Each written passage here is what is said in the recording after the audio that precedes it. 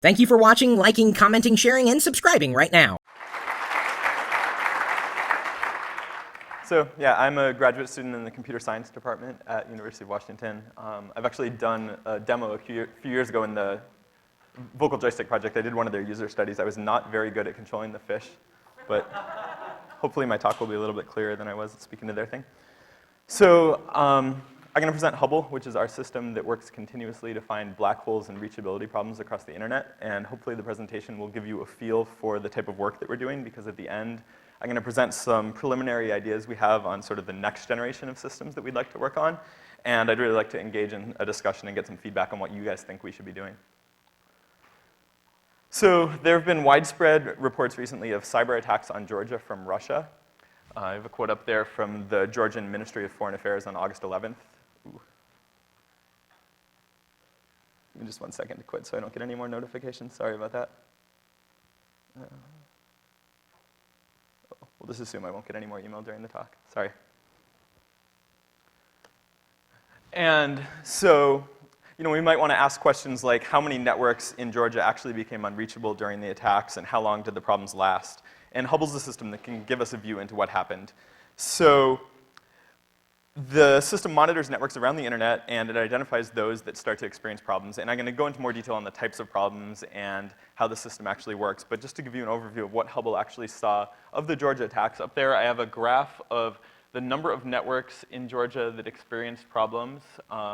And the x-axis shows the days in August, and then the y-axis is the number of problems that Hubble saw. So you can see most days during the month, there were a few problems, a few networks had problems, and then there was this huge spike on August 8th, which is the day of the initial attacks.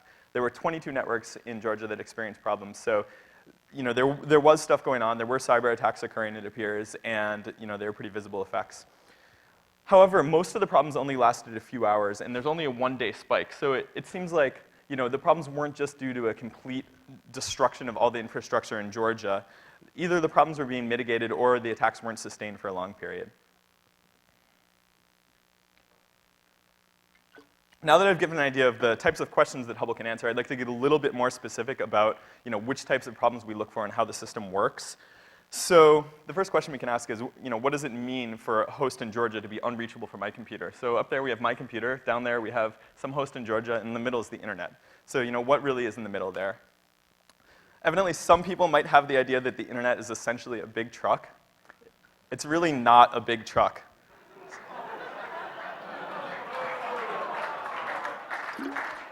I'm agreeing with Senator Ted Stevens on this.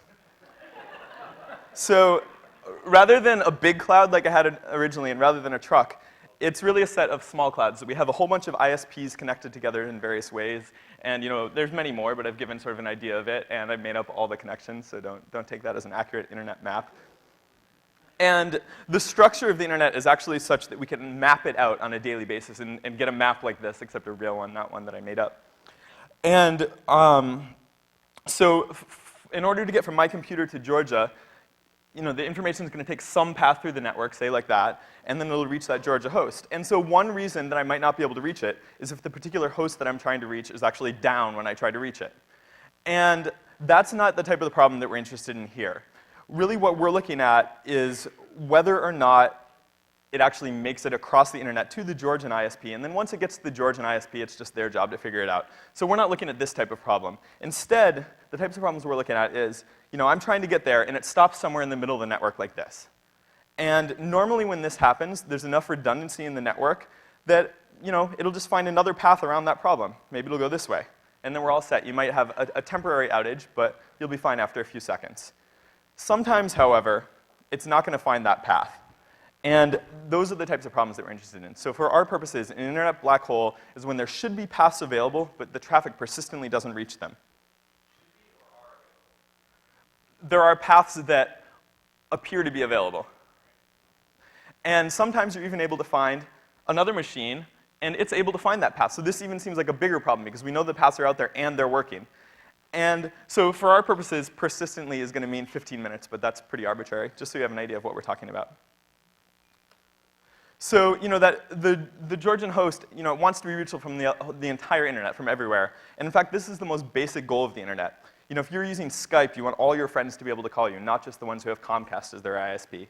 If you have some website, you want everyone to be able to reach your website and get your contact. And so we can then ask, is the internet actually giving us this? And for most of our use, it seems like it generally works. You might once in a while encounter a short problem, but if you try again a minute later, usually things will be all set. So we can then ask, is it working because the protocols are making it work? And if you're like me and you start reading forums where network operators post, you start seeing things like this. So this is a network operator posting to the North American network operators mailing list. And he thought that he was having a problem with people reaching his network, but he wasn't really sure. He didn't really have good visibility. He didn't have good tools to tell what the problem was. So we had to resort to posting to the mailing list, asking the other operators, hey, can you reach me? They try it by hand, and then they email him back. So this doesn't really seem like a great system. There's a lot of human maintenance going on there. So maybe if that just happens once in a while, okay, we'll let the operators email each other. It's not a big problem. But if you actually start probing the internet, you see that at any given point in time, there's problems all over the world. It's not just wars that are causing unreachability, and it's not just occasional problems. So this is a map generated automatically by Hubble, and each of the balloons represents a network in the internet that previously had been reachable from all of the Hubble vantage points around the world. It had become unreachable from some of them while remaining reachable from others. And the colors here indicate how long the problem had been going on. So the darker colors are longer lasting problems. The yellow is the lightest color. Those problems had been going on from between 15 minutes up to 8 hours. The maroon's the darkest. That means a day to 2 days. And in fact, at any point in time, there's thousands of networks all over the world that are having problems. And I'm just showing some of them on this map just to not overwhelm the entire picture. So at this point, does anyone have any questions about this? Or what does this make you think? Anyone have any idea that this was going on?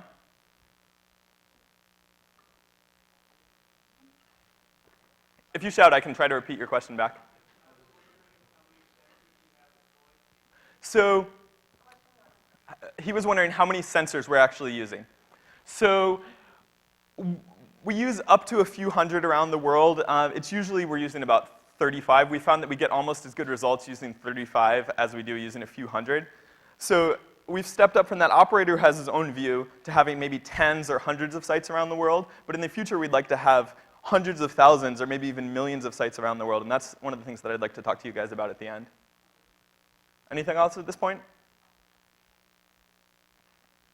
OK, so you can see it's a pretty big problem, lots of human maintenance going into this. So then our goal with Hubble is to automatically monitor these long-lasting problems, discover them and monitor them. And we're going to try to do this continuously, so at any point if you ask the system, it'll have a current view of all the problems on the internet.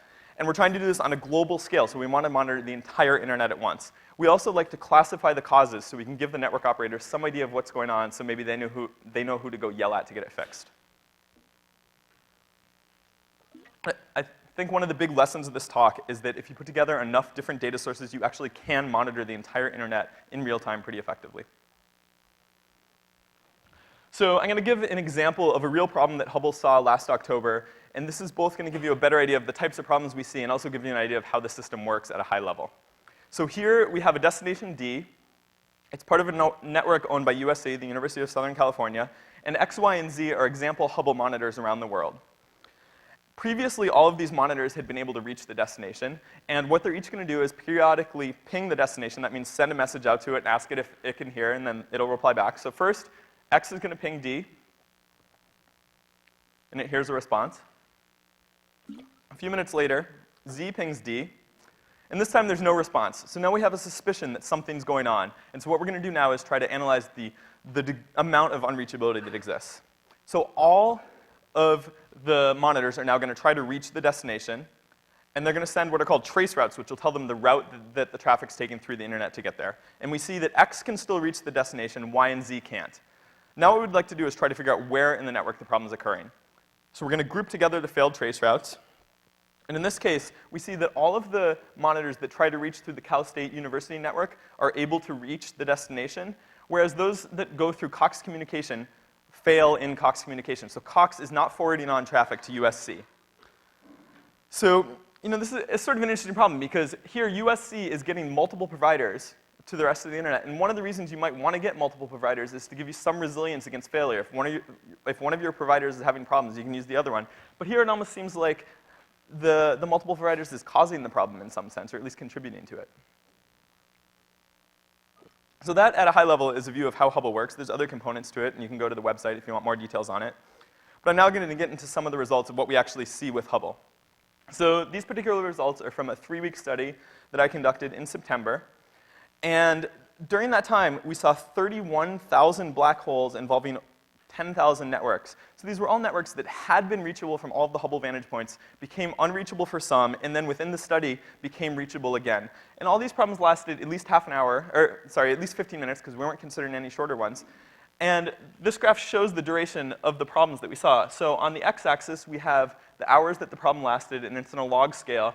And then the graph is what's known as a CCDF. So the best way to explain it is just to point out a couple points on it. So we have the red point. 60% of the problems lasted at least 2 hours. So it's not the fact that most of the problems were just sort of short-lasting and then resolved.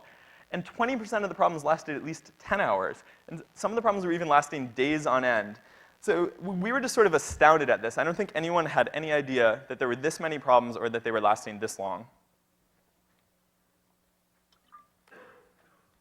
So I'm going to give you an idea of some of the other things that we found during our measurement study. So in that example before, I said that USC had multiple providers. And one of the reasons that you might have multiple providers is to sort of avoid these types of problems. But it seems like that's not always working. We saw hundreds of networks that were paying multiple providers, and yet they had that problem where traffic was working through one of the providers and it was failing in another one of them. We also saw many inconsistencies within an individual ISP. So it might make sense if all your traffic in one ISP was failing, but things were working through a different ISP, because the ISPs maybe don't talk that well, and so they aren't communicating about where the paths are. But you would think, at least within an individual ISP, there would be some sort of consistency, where if there was a working path through that ISP, all the traffic would be able to find it. But that's actually not the case. Most of the time when we saw a problem and could pin down the responsible ISP, some of the paths were working through that ISP, whereas others weren't. So earlier in the talk, I explained that right now, operators sometimes have to resort to this time-consuming, collaborative human analysis to try to figure out what's going on. And we set out to try to give them a better alternative. So Hubble gives an automatic view from multiple vantage points around the world. It's sort of doing automatically what they had to do by hand, and it gives sort of extra historical and analytical information that they wouldn't have access to before. So we're thinking about other uses of this data. Another thing that you might imagine is a system to help you get around the problem. So if you're trying to reach a destination and you can't reach them from where you are, but Hubble knows that there's other paths there, Hubble might be able to direct you along those paths. So I've also gotten other interesting ideas on things that we could do with the data from emails to the Hubble support list. It's a pretty good excuse for lost or forgotten emails. So maybe I forget to email my girlfriend or my mom. Were you looking at the Hubble map? There was a problem. I couldn't reach you. It was right on your house.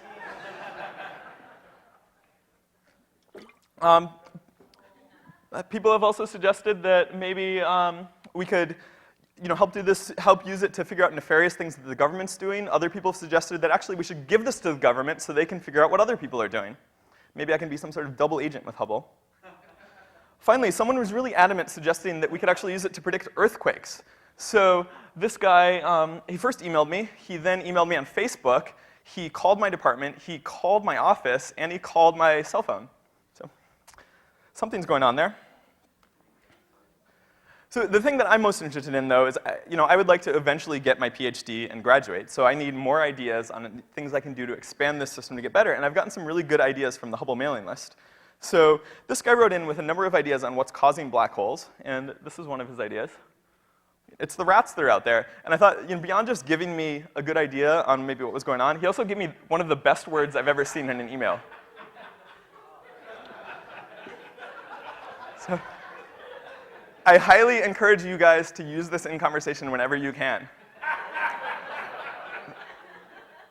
So at first I thought maybe he was just being altruistic giving me these ideas, but it turned out actually he wanted to get something back for this. I thought he knew a lot of swear words, but evidently he needs more. So I started wondering, this guy has all these great ideas. Where are they coming from? He was actually nice enough to explain how he came up with his ideas, too.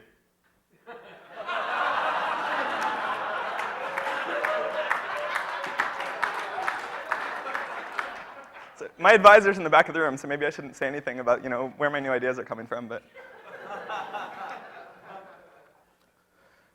All right, so I want to just summarize what we've done already with Hubble. So the bottom line is it's a working real-time system continuously monitoring the internet. we found that there's tons of problems out there, and some of them are really lasting for a long time. And the key to it is really putting together these different data sources. So if you do that, you can use the structure of the internet to really figure out what's going on with black holes across the entire internet. And we also have similar techniques to figure out, routes and performance on the internet between arbitrary end hosts. We actually have a website that you can go to that lists current problems, and you can pop up some information about them. So hubble.cs.washington.edu is the website. You can query for the status of a particular network. So that looks like this. It'll tell you, oh, problems. And then you can actually get views of which paths are working and which ones aren't. So here we see that path's working, but I don't know what's going to happen if I click this. That path is getting close, but not quite getting the whole way there. Now, whoops. So that gives you an idea of what we've done so far. But in the future, so we have this view of Hubble from a few hundred places around the world. But one question we might want to ask is, how different would things look if we were looking from everywhere? How much are we limited by our vantage points? And we did some analysis and found that, considering we're just using a few tens or a few hundreds of vantage points, we're getting a pretty complete view. But things would definitely look different if we had vantage points everywhere. So the big question is, how do we actually get measurements from everywhere? So our goal is really to be able to issue on-demand probes from any network in the world. The more vantage points we have, the better. And what we really think we need to do this is a community-based effort to improve internet reliability and provide measurement-based services to the internet community. So what we plan to do is develop a software plugin that can issue probes, and then we're going to build applications that benefit from the uses of these measurements. And then we'll use those applications to sort of incent users to contribute measurements into the system. So to get the benefits from the system, you'll give us some measurements. We've worked on BitTorrent clients. So we have a BitTorrent client called BitTyrant that already gives you sort of improved performance over what you'd expect with a standard BitTorrent client. But in the future, we'd like to also build in measurements into that. So maybe we can tell who you should peer with based on the measurements that we make. Another thing that we can build with these is reliability-based detouring. So this is sort of the system that I was talking about before. We could build a Firefox plugin, and when you use this plugin, if you encounter one of these black holes on the internet, it could use Hubble data to help get you around that and still serve you the web content that you wanted. We also have this system called iPlane, and what iPlane does is it can predict the path, the delay, the loss, the bandwidth between any source and destination in the internet, even if we don't have a presence there. So we could build applications based on these iPlane predictions that could use them to give you better performance or more reliable performance. So I'm going to sort of conclude here with some questions that I'd like to talk to you guys about. What do you think we should be doing? How do we actually get everyone to issue probes for us? What are some of the concerns that you might have about such systems? What are applications that we might build that would benefit from these measurements? And also, once we have measurements that we can issue from everywhere, what about the internet do you want us to measure? Anyone have any thoughts on these issues or questions about Hubble, internet measurement?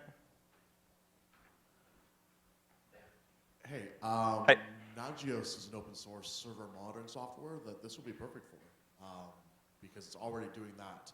Like we're running 200 servers running Nagios and sitting this on our cluster for every server. We're using as hell. And we're in 6 data centers now. So what was, I didn't hear the very last bit. Nagios? No, I heard that part. I just didn't hear the very last part of your sentence. Oh, we're running 200 servers in 5 data centers around the world. So putting it on our cluster would give you some extra visibility. Yeah, stuff like that's sort of what we're looking for, that people have certain types of monitoring, and we think that Hubble adds an additional type of monitoring that you can do on top of that. Yeah, that would be another thing I'd be curious about. What solutions do you use if you're running services right now? Will this help Twitter stay up? I'm not sure I want to claim any responsibility for keeping Twitter up.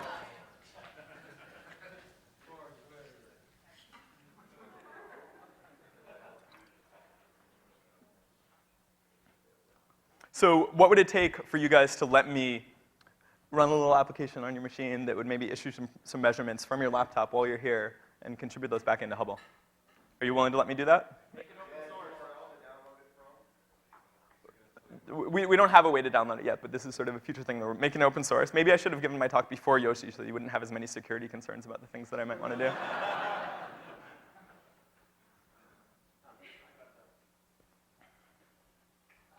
It seems like there's another project that's doing a similar thing that's distributed website monitoring as opposed to machine monitoring or network monitoring. And it seemed like that sort of approach makes a lot more sense than like a Firefox plugin or something like that that's user-specific, because people who have their own sites are very interested in trying to make sure that there's not any issues. And I don't know how many times, as somebody who was involved with handling support issues and network stuff, that I had to ask that question of, can anyone reach this IP address from different networks to try to figure out what was going on. So your suggestion is to think go after like, content providers rather than end users. Exactly. I think definitely going both directions is something that we're interested in. And like you said, there are these things that monitor websites, and they might answer. So I had that the initial map of what is the internet, and showed the this isn't the type of problem that we're looking at, and this is the type of problem that those systems look at. So maybe complementing those systems with Hubble that will look for these problems in the middle of the network might be a good direction to go with it. So I think if we made some sort of application available that people would be wanting to run that to monitor their websites.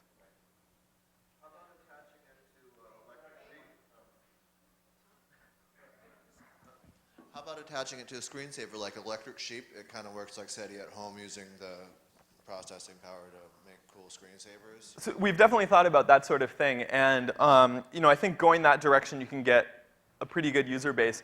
Our hope is that if we actually, so that sort of relies on people altruistically donating some of their resources, which people are willing to do, especially because their computers are sitting idle. But we feel like if we can actually build something that will help them on top of that, then we can get even more people to use it, because people are greedy, they want to whatever. But I think that that's a great starting point for these types of work, this type of work. If you don't mind a suggestion on a revenue model, I think large enterprises would be definitely interested in having that data to enforce their SLAs with their providers, right? Because if I was USC and I saw Cox was doing that to me, I'd be calling them up very quickly. Yep. Yeah, I think once we really get this stable, I think that's a great thing that could potentially be built on top of it. I'm a grad student, so I don't really know anything about revenue models or how to make money yet, but hopefully eventually. I do it for the good of the world. So Bill Cheswick, I saw him present in 2006 on behalf of Lumeta. Seems like he's doing a lot of this sort of work. I remember him specifically saying the DoD was interested because this kind of capability can highlight the destruction of your bombs. Are you really taking out network infrastructure and doing a good job at that? Where do you guys pick up where they leave off? I'm sorry, what was the system that he had? I think it's Lumeta. I think it's a company that Cheswick's working on. I'm not sure exactly what he's doing, so I don't think I can answer that in any specific way right now, but I'd be happy to look at it and talk to you about it later once I have a better idea of what they're doing. I think that one big difference between what we're doing and what most of those systems do, most of those systems are things that you can sort of pay to monitor your network. None of them really scale to being able to monitor the entire internet at once, and that was sort of the direction that we were going. How do we monitor everything at the same time? But I don't know the details of his system, so I can't comment directly on it. Would it be possible to use that data to determine that a part of the cloud, say AT&T, is compromised and find ways to route around it? Yeah, so I think that's the type of thing that we're interested in. I'm not sure, we haven't yet thought of large-scale ways of doing that using this data, but it's certainly something that we could do, and we have thought along the lines of how do we route you as an individual around those problems. I think it's definitely the types of thing that this data could be used for. If I'm running a web service and I gave you an IP address of a user coming to the site, could I get the aggregated traceroute data for that IP through the service? Because that'd be very useful for a number of reasons. One that comes to mind for me is security. If there's attack coming from a certain network, then you can not say, I'm going to stop all the probes coming from that direction. Yeah, so at the moment, we don't have a way for you to get an arbitrary set of traceroutes, but it's one thing that we've talked about adding an extra dialogue onto the web page where you can issue a set of traceroutes, and then we'll just give you the traceroutes directly instead of just analyzing the ones that Hubble's already doing. And obviously we'd have to do some rate limiting and other issues like that to make sure that this doesn't just turn into a weapon, but it's something we've talked about. We don't have it implemented yet, and it's nice to hear that you think it would be useful. Yeah. So I think it was really surprising to me to see your reliability graph, because I think the story we always hear all the time, the internet was developed to be this self-repairing organism, that can, route around problems, and you have these really long-lived, disruptions going on in the internet. Maybe you can talk a little bit about what is it about the protocols of the internet that are failing to route around these problems even as they are? So I think part of it is that the protocols were originally designed in sort of a different setting of, much smaller internet and much more cooperative entities. And to sort of deal with different issues, different pieces have been glommed on, and there's different tools that are supposed to allow operators to shift traffic the directions that they want and things like that. And so I think that what ends up happening is that it's really hard to reason about these different policy decisions and different sort of traffic engineering and all the different issues that the operators are trying to deal with. It's hard to get a vision of what's going to happen when they all come together. And I think particularly what might end up happening is that you might have some backup path, and the main path might be working fine, but then there's a failure or there's a repair, and the backup path hasn't really been properly exercised. And so you don't understand the sort of combinations of policy that are going to happen when you go over onto that backup path, and so there might be a misconfiguration or something like that that leads to these problems.